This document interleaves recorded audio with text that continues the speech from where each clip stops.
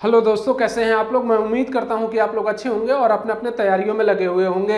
7वें phase के शिक्षक भर्ती को लेकर सरकार जिस तरीके से तेजी दिखा रही है, ऐसा लग रहा है कि इस साल के अंत तक ये कंप्लीट करा ली जाएगी। अगर आप 7वें फेज की तैयारी कर रहे हैं तो मैं भी कहूंगा आपसे कि आप भी उसी तरीके से तेजी दिखाइए जिस तरीके से सरकार दिखा रही है, और अपने तैयारी को मजबूत करिए, एक सही डायरेक्शन में लेकर जाइए जिससे आप इस 7वें फेज में अपना फाइनल स्थान बना पाएं। अगर आप हमारे चैनल पर नए हैं तो सबसे पहले हमारे चैनल को सब्सक्राइब कर लीजिए और बेल बटन को भी दबा लीजिए, जिससे मैं यहाँ से कोई भी वीडियो आपको डालूं तो आप तक आसानी से पहुँच सके और आप उसका लाभ ले सकें। तो देखिए, मैं जो श्रृंखला हमारा चल रहा था बिहार विशेष का, इसी के अंतर्गत हम लोग जो पहला क्लास देख लिए थे जिसमें हम लोगों ने देखा था कि बिहार का गठन किस तरीके से हुआ है। उस वीडियो को आप लोगों ने काफ़ी प्यार दिया है, उसके लिए आप लोगों को धन्यवाद। और मैं उम्मीद करता हूं कि इस वीडियो को भी आप लोग जो है कि काफ़ी प्यार देंगे। तो हम लोग सीधे बात करते हैं कि आज हम लोग क्या पढ़ने वाले हैं। तो देखिए, आज हम लोग भौगोलिक स्थिति बिहार की समझने का प्रयास करेंगे और उसके जो 38 जिले हैं उसके प्रमंडलों में बांटा गया है उसको समझने का प्रयास करेंगे, और उसके ऑल ओवर व्यू को हम लोग आज समझ लेंगे। और अगला जो हम चैप्टर लेकर चलेंगे वो आपका जो है कि प्राचीन इतिहास जो बिहार के संदर्भ में है उसको हम लोग लेकर चलेंगे अगले क्लास में। इससे पहले मैं पहले क्लास में जो भी पढ़ा हूँ उसको थोड़ा सा रिवीजन कर लीजिए, आप लोग उसको देख लीजिए। मैंने आप लोगों से बताया था कि जो बिहार है इसका जो गठन हुआ आप लोगों को पता है कि कब हुआ, तो 22 मार्च, ठीक है, 1912 को। लेकिन अगर मैं कहूं कि इसकी घोषणा कब हो गई थी कि ये बंगाल से अलग करके एक अलग प्रांत बना दिया जाएगा, तो आप लोगों को याद होना चाहिए कि 12 दिसंबर 1911 को, और 12 दिसंबर 1911 को एक महत्वपूर्ण घटना हुई थी इतिहास में जिसको हम लोग बोलते हैं दिल्ली दरबार, ठीक है। और इसी दिल्ली दरबार में ये घोषणा की गई थी कि बंगाल से पृथक करके बिहार प्लस उड़ीसा को मिलाकर एक अलग प्रांत बना दिया जाएगा। ये चीजें मैंने आप लोगों को क्लियर करा दी थी। अब मैंने आप लोगों को बताया था कि जो बिहार है, अब इस बिहार से जो है कि बिहार तक का सफर किस तरीके से तय किया गया है बिहार के द्वारा, वो सारी चीजें हम लोगों ने बताया था। एक ससुरा आता है बख्तियार खिलजी, और इस बख्तियार खिलजी की अगर मैं बात करूं तो ये बिहार शरीफ वाले क्षेत्र जहां की मैं बौद्ध धर्म जैन धर्म की अधिकता थी उसको पूरी तरीके से रौंद देता है। आप लोग जानते हैं कि बिहार में अगर देखेंगे आप नालंदा, तो नालंदा विश्वविद्यालय आपका है जो कुमार गुप्त के द्वारा स्टैब्लिश किया गया था। उसके बाद से इस बिहार शरीफ वाले क्षेत्र में आप लोगों ने देखा था कि उदंतपुरी विश्वविद्यालय जो पालवंशीय शासक गोपाल के द्वारा जो है कि स्थापित किया गया था। तो इन सारे विश्वविद्यालयों को जो है कि इस बख्तियार खिलजी अपने पुत्र के साथ जो है कि मिलकर पूरे जो है कि एरिया को रौंद देता है। तो मैं उम्मीद करता हूं ये वाले चीज आप लोग समझ गए होंगे। अब देखिए मेरे प्यारे दोस्तों, इसी में अगला सेक्शन की अगर मैं बात करूं तो मई की अगर मैं बात करूं, मई 1948 में जो क्या हुआ कि उड़ीसा की अगर मैं बात करूं तो उड़ीसा के दो स्थान थे, एक तो सरायकेला और दूसरा अगर मैं बात करूं तो खरसावा। ये दो स्थान थे जो कि बिहार में बाद में जो है कि मिला लिए गए मई 1948 में। तो आप लोगों को पता होना चाहिए कि आज़ादी के बाद 1947 के बाद अगर मैं बात करूं तो उड़ीसा के जो दो क्षेत्र थे, एक सरायकेला और दूसरा खरसावा, इन दोनों क्षेत्रों को जो है बिहार में मिला दिया गया। देखिए भाई, अगर बिहार में कुछ मिलाया गया है इसका मतलब है कि बिहार से कुछ बाहर भी जाएगा। अब बाहर कब गया उस पर भी हम लोग अभी आएंगे। इस उड़ीसा की अगर मैं बात करूं तो आप लोगों को मैंने बताया था एक अलग स्टेट के रूप में इसको दर्जा मिला 1 अप्रैल 1936 को, ठीक है। यानी कि बिहार को काटकर एक अलग जो है कि आपका राज्य बना दिया गया उड़ीसा, और 1 अप्रैल 1936 को ये राज्य बना। तो ये डेट आपको याद होना चाहिए। अब आप लोग जानते हैं इसी 22 मार्च को जो है कि बिहार अपना एस्टैब्लिश डे मनाता है। तो यानी स्थापना दिवस, इसको करंट के साथ जब आप रिलेट करेंगे मेरे प्यारे दोस्तों तब आप चीज़ों को अच्छे से समझ पाएंगे।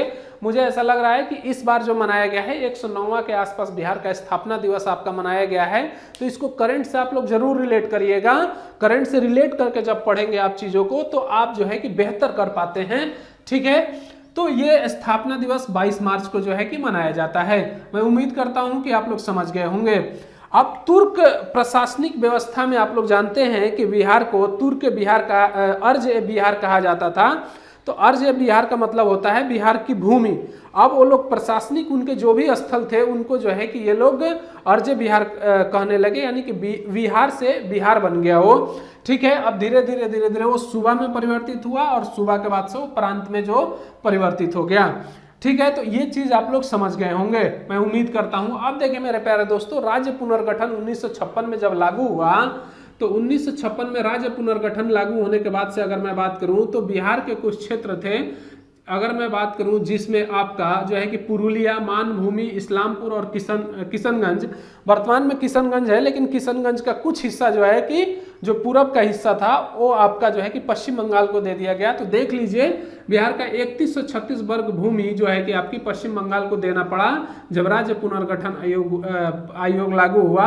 और आप लोग जानते हैं राज्य पुनर्गठन आयोग जब लागू हुआ तो भाषा के आधार पर पहला राज्य जो है आपका आंध्र प्रदेश बनाया गया। ठीक है, तो पुरुलिया अगर मैं बात करूं, धनबाद का जो पूर्वी जिला है, पुरुलिया, मानभूम, इस्लामपुर, किशनगंज, ये सारे जो जिले हैं जो जिनका पूर्वी भाग है वो जो है कि बांग्ला भाषी क्षेत्र थे, इसलिए जो है कि ये वाले क्षेत्र जो है पश्चिम बंगाल को देना पड़ा। ठीक है, अब इसमें कम से कम जो है कि आपकी 14 लाख समथिंग आबादी जो है कि यहाँ से कट कर जो है कि पश्चिम बंगाल में चली गई। अब देखिए मेरे प्यारे दोस्तों, जो वर्तमान सिनेरियो के हिसाब से देखेंगे आप, तो वर्तमान सिनेरियो में जो भौगोलिक स्थिति है बिहार का, वो यहाँ पर एक मैप के माध्यम से मैंने दिखा रखा हूँ, ये स्थिति है। अब देखिए आप लोगों को पता है कि 15 नवंबर की अगर मैं बात करूँ 2000 को, 15 नवंबर 2000 को आप लोगों को पता है कि 46% एरिया के साथ जो है आपका झारखंड राज्य बनाया गया। और ये झारखंड आपका अगर मैं बात करूं तो ये दक्षिणी हिस्सा बिहार का देख रहे हैं ना आप, इसी दक्षिणी हिस्से से जो है कि आपका झारखंड राज्य का गठन किया गया 46% हिस्से के साथ। अब देखिए मेरे प्यारे दोस्तों, जब दक्षिणी हिस्से के साथ जो है कि 46% हिस्से के साथ झारखंड राज्य का गठन किया गया, तो मेरे प्यारे दोस्तों दक्षिणी अगर हिस्से में सबसे ज्यादा संसाधन थे, यानी कि खनिज संसाधन थे, और यही खनिज संसाधन पूरे जो है कि आपके झारखंड में चले गए। और वर्तमान स्थिति अगर देखेंगे बिहार की आप, तो जब से ही खनिज संसाधन अगर किसी भी क्षेत्र से चला जाएगा तो वो गरीबी की तरफ जो है कि अग्रसर हो जाएगा, यानी कि बिहार में सबसे ज्यादा जो है कि गरीबी पाई जाती है, आप लोगों को ये पता है, क्योंकि खनिज संसाधन तो सारे झारखंड में चले गए और बिहार में इंडस्ट्रियलाइजेशन, औद्योगिकरण नहीं हुआ है, जिसके वजह से बिहार की स्थिति जो है कि बहुत डैमेज है, यानी कि ये गरीबी अवस्था में है। तो मैं उम्मीद करता हूं कि इस पॉइंट को आप लोग समझ गए होंगे। वर्तमान सिनेरियो के हिसाब से आपका बिहार ये है। अब देखिए भौगोलिक स्थिति की अगर मैं बात करूं यहां पर, तो आप लोग जानते हैं कि ये है आपका वेस्ट, ये है आपका ईस्ट। अगर ईस्ट की अगर मैं बात करूं तो ईस्ट में बिहार के वेस्ट बंगाल है, आप लोग जानते हैं। दक्षिण की अगर मैं बात करूं तो साउथ में आपका जो है कि क्या है भाई, झारखंड है। ठीक है, अगर मैं इसके उत्तर में बात करूं, नॉर्थ में अगर मैं बात करूं तो क्या है मेरे भाई, नेपाल है। अगर इसके जो है कि आप मैं बात करूं पश्चिम में, वेस्ट में अगर मैं बात करूं तो क्या है, उत्तर प्रदेश है। मैं उम्मीद करता हूं कि ये चारों चीज आप लोग अच्छे से समझ गए होंगे। अब देखिए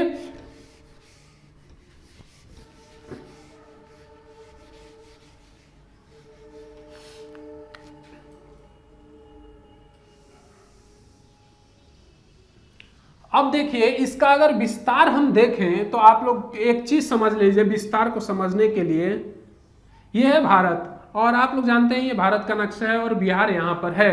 और भारत आप लोग जब देखेंगे मैप में, यानी कि पृथ्वी पर देखेंगे, तो ये रहा आपका कौन सा, नॉर्दर्न हेमिस्फीयर और ये साउदर्न हेमिस्फीयर। ठीक है, ये नॉर्दर्न हेमिस्फीयर है। और इसके अगर ये 0 डिग्री देशांतर की अगर मैं बात करूं, अगर इसको मैं खींच दूं यानी कि 90 डिग्री देशांतर की, तो आप लोग जानते हैं कि भारत की स्थिति ये है। अब जब भारत की स्थिति ये है तो भारत जो है कि उत्तर पूर्व में अवस्थित हो गया, यानी कि ये वाला हिस्सा पूरब हो गया, ये आपका पश्चिम हो गया। और इस इक्वेटर लाइन से देखेंगे तो ये नॉर्थ हो गया और ये साउथ हो गया। इसके मतलब ये है कि ये उत्तर पूर्व में अवस्थित है, यानी कि नॉर्थ ईस्ट में अवस्थित है भारत। जब भारत नॉर्थ ईस्ट में अवस्थित है तो मेरे प्यारे दोस्तों आप लोग बिहार भी आपका नॉर्थ ईस्ट में अवस्थित है भारत के। अब देखिए नॉर्थ ईस्ट में जब अवस्थित है तो इसका कोई ना कोई देशांतरीय और अक्षांशीय विस्तार होगा। अब उसके अक्षांशीय विस्तार को हम लोग देखते हैं। देखिए मेरे प्यारे दोस्तों, आप लोग इक्वेटर से लेते हैं हम लोग तो 24 डिग्री 20 मिनट 10 सेकेंड से लेकर जो है, यानी कि 24 डिग्री 20 मिनट 10 सेकेंड उत्तरी अक्षांश से लेकर 27 डिग्री 31 मिनट 15 सेकेंड जो है उत्तरी अक्षांश तक इसका विस्तार है। अब देशांतरीय विस्तार इसकी हम लोग देखते हैं कि 83 डिग्री 19 मिनट 15 सेकेंड से लेकर 88 डिग्री 17 मिनट 40 सेकेंड जो है कि इसका देशांतरीय विस्तार है। ठीक है, यानी कि इतने से इतने के बीच में जो है कि बिहार का विस्तार है, इतने से इतने के बीच में जो है कि बिहार का विस्तार है। मैं उम्मीद करता हूं कि ये चीज समझ गए होंगे। इसको याद करने का बेस्ट ट्रिक क्या है, आप लोग ऐसे याद कर सकते हैं कि 24 डिग्री 2010 यानी कि 24 2010 से लेकर 27 3115। अब इसको याद करेंगे 83 1915 से लेकर 88 1740, ये याद कर लेंगे आप लोग। ठीक है, तो मैं उम्मीद करता हूं कि ये पॉइंट्स आप लोग समझ गए होंगे। अब देखिए मेरे प्यारे दोस्तों, अगर मैं इसके किलोमीटर के हिसाब से देखूं कि पश्चिम से पूरब या पूरब से पश्चिम तक इसका विस्तार क्या है, तो आप लोगों को मैं बता दूं कि यहां से जब यहां तक आप जाएंगे तो इसका मतलब है कि यहां पर सर्वाधिक है, तो ये है आपका 483 किलोमीटर का विस्तार। अगर आप यहां से यहां आएंगे इसका मतलब है कि ये है 345 किलोमीटर का विस्तार, यानी कि उत्तर से दक्षिण या दक्षिण से उत्तर आप जाएंगे तो ये 345 किलोमीटर तक फैलाव है इसका, और पश्चिम से पूरब या पूरब से पश्चिम आएंगे तो 483 किलोमीटर का विस्तार है। जैसे कि आप लोग इंडस वैली सिविलाइजेशन में जानते हैं कि 1600 किलोमीटर से लेकर 1000 किलोमीटर तक उसका विस्तार है। आप लोगों को मैं जब सिंधु घाटी सभ्यता पढ़ाऊंगा उसमें ये बताने का प्रयास करूंगा, सारी चीजें आपको सिनेरियो को समझाऊंगा। अब देखिए मेरे प्यारे दोस्तों, आप लोग जानते हैं कि बिहार की वर्तमान स्थिति के हिसाब से बिहार में 38 जिले हैं, और ये 38 जिले जो है कि 9 प्रमंडलों में बटे हुए हैं, और 9 प्रमंडलों को आप लोग जानते हैं कि हेडक्वार्टर बोला जाता है, और इसी हेडक्वार्टर के अंतर्गत सारे जिले आपके आते हैं। बहुत सारे प्रमंडल में आपके 6 जिले हैं, बहुत सारे प्रमंडल में 3 जिले हैं, बहुत सारे प्रमंडल में आपके 5 जिले हैं, और बहुत सारे प्रमंडल की अगर मैं बात करूं तो आपके 2 जिले हैं। ठीक है, तो सारे सिनेरियो को हम लोग यहाँ पर देखने का प्रयास करते हैं। देखिए सबसे पहले तो आप लोग ये समझिए कि नेपाल के साथ लगने वाले जो हमारे डिस्ट्रिक्ट हैं वो क्या है, तो आप लोग जानते हैं ये है वेस्ट चंपारण, ठीक है, ये है आपका ईस्ट चंपारण, ठीक है, और ये है आपका ईस्ट चंपारण। इसके अलावा अगर मैं बात करूं यहाँ पर है आपका शिवहर, ठीक है, इधर आप देखेंगे तो क्या है मधुबनी है, इधर आप लोग देखेंगे सुपौल है, इधर आप लोग देखेंगे अररिया, और इधर आपका किशनगंज है। 1 2 3 4 5 6 और आपका एक छूट रहा है सुपौल, 1 2 सीतामढ़ी यहाँ पर है, ठीक है, यहीं पे आप लोगों को सीतामढ़ी है, ठीक है। तो 1 2 3 4 5 6 7, यानी कि नेपाल से जो लगने वाले डिस्ट्रिक्ट हैं बिहार के वो 7 हैं, ठीक है, यानी कि 7 जिले जो है कि आपके लगते हैं। इसको याद कैसे करेंगे, तो पश्चिमी चंपारण, पूर्वी चंपारण, सीतामढ़ी, मधुबनी, उसके बाद से आपका सुपौल, अररिया और किशनगंज, ठीक है। अब देखिए अगर मैं उत्तर प्रदेश की अगर मैं बात करूं तो उत्तर प्रदेश से लगने वाले जो जिले की संख्या है वो है मेरे प्यारे दोस्तों 8, ठीक है। बीपीएससी क्वेश्चन आपसे पूछती है कि उत्तर प्रदेश का कौन सा जिला जो है कि झारखंड के साथ और आपका उत्तर प्रदेश के बिहार का कौन सा जिला उत्तर प्रदेश के साथ और झारखंड के साथ सीमा बनाता है।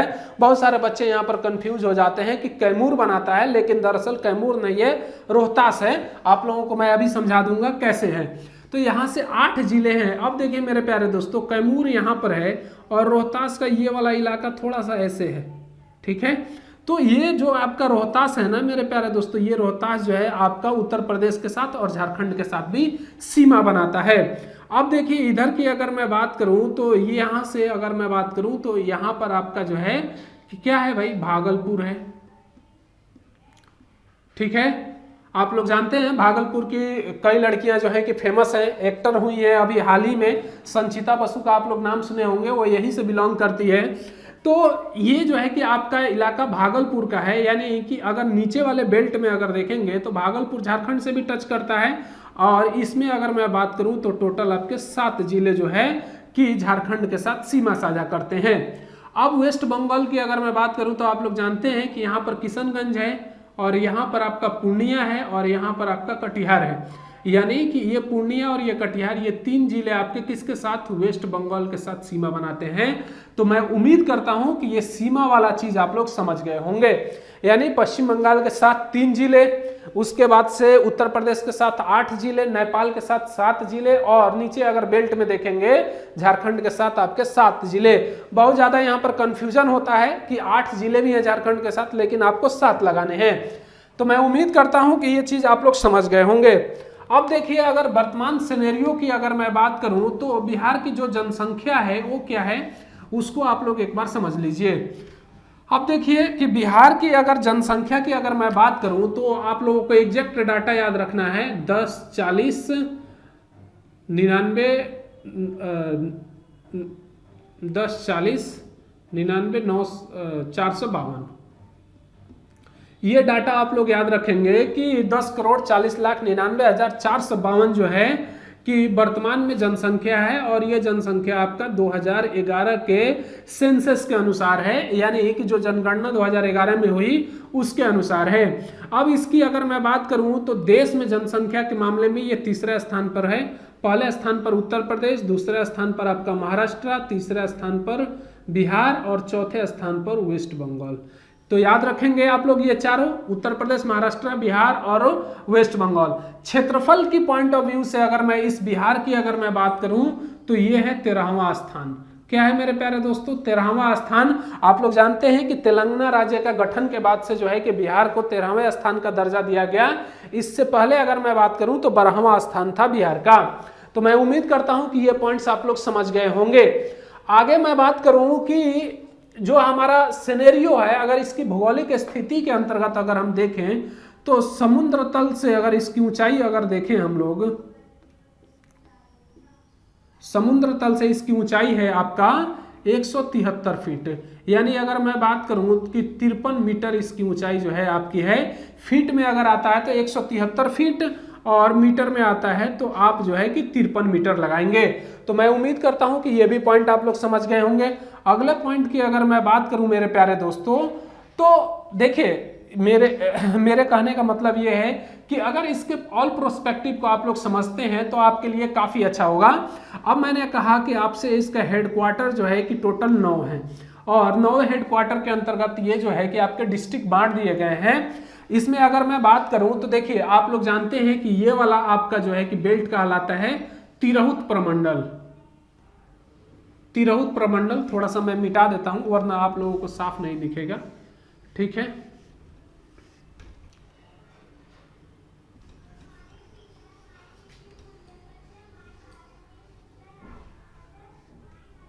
देखिए, ये वाला बेल्ट आपका जो है कि तिरहुत कहलाता है और इस तिरहुत की अगर मैं बात करूं, यानी कि तिरहुत हेडक्वार्टर के अंतर्गत आपके 6 जिले आते हैं। कितने आते हैं मेरे प्यारे दोस्तों, 6 जिले आते हैं।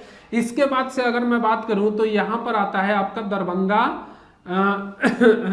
दरभंगा और दरभंगा प्रमंडल की अगर मैं बात करूं तो इसके अंतर्गत आपके 3 जिले आते हैं। इसके बाद से यहां पर आता है आपका सहरसा प्रमंडल और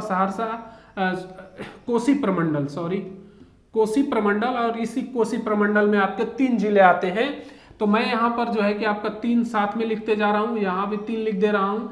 इसके अलावा आप लोग जो है कि यहाँ पर जानते हैं पूर्णिया, और पूर्णिया के अंतर्गत आप लोग अगर मैं बात करूँ तो 3 जिले आएंगे आपके, ठीक है। इसके अलावा अगर मैं बात करूँ, यहाँ पर आता है आपका पटना प्रमंडल और पटना प्रमंडल के बाद से आपका आता है मगध प्रमंडल और इसमें 6 जिले आते हैं। इसमें भी आपके 6 जिले आते हैं। कितने हो गए मेरे प्यारे दोस्तों, 1 2 3 4 5 6 हो गए। 3 और आपके बचे। एक आता है यहाँ पर जो है कि आप लोग जानते हैं सारण प्रमंडल, ठीक है। सारण प्रमंडल के अंतर्गत आपके 3 जिले आते हैं, ठीक है। इसके अलावा अगर मैं बात करूं तो यहाँ पर आता है मुंगेर प्रमंडल और मुंगेर प्रमंडल के अंतर्गत आपके जो है कि कितने आते हैं, 3 जिले आते हैं, ठीक है। और यहीं पे आता है आपका भागलपुर प्रमंडल, यानी भागलपुर प्रमंडल के अंतर्गत आपके 2 जिले आते हैं। अब गिनते हैं कितने हो गए, 1 2 3 4 5 6 7 8 9, यानी कि 9 प्रमंडल ये हो गए। अब 9 प्रमंडल में अगर हम देखें तो देखिए 6 यहाँ पर, 3 यहाँ पर 6 3 9 3 12 12 3 15 15 3 18 18 और 6 24 और 24 6 30 और 30 और आपका जो है कि यहाँ पर मुंगेर में आपके जो है 30 30 2 32 और 32 और इसके जो है कि आपके 6 यानी कि 32 6 38 टोटल आपके जो है कि 38। एक बार मैं चेक कर ले रहा हूं।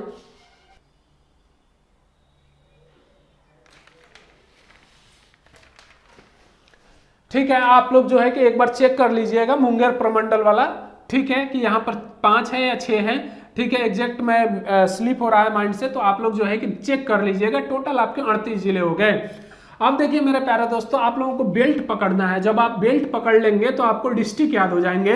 अगर डिस्ट्रिक्ट याद हो जाते हैं तो आपके लिए काफी बेटर हो जाता है। आप जानते हैं तिरहुत में आपका वेस्ट चंपारण हो जाएगा, यहीं पर आपका ईस्ट चंपारण है, फिर आपका शिवहर है, सीतामढ़ी है और मुजफ्फरपुर यहीं पे है। ठीक है, उसके बाद से वैशाली है। तो 6 जिले यहाँ से हो गए।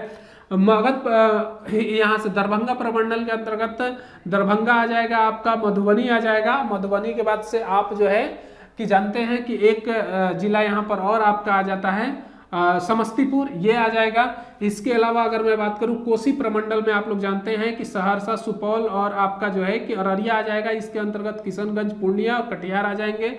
ठीक है, इसके अंतर्गत सारण प्रमंडल के अंतर्गत आप लोग जानते हैं छपरा, गोपालगंज और आपका सिवान आ जाएगा। गोपालगंज का नाम आते ही आपके दिमाग में ये क्लिक करना चाहिए, बिहार में सबसे ज्यादा लिंगानुपात वाला जिला जो है आपका गोपालगंज है। 1021 प्रति 1000 पुरुषों पर, यानी कि 1021 महिलाएं हैं 1000 पुरुषों पर। उसके बाद से सिवान का स्थान आता है। ठीक है, तो आप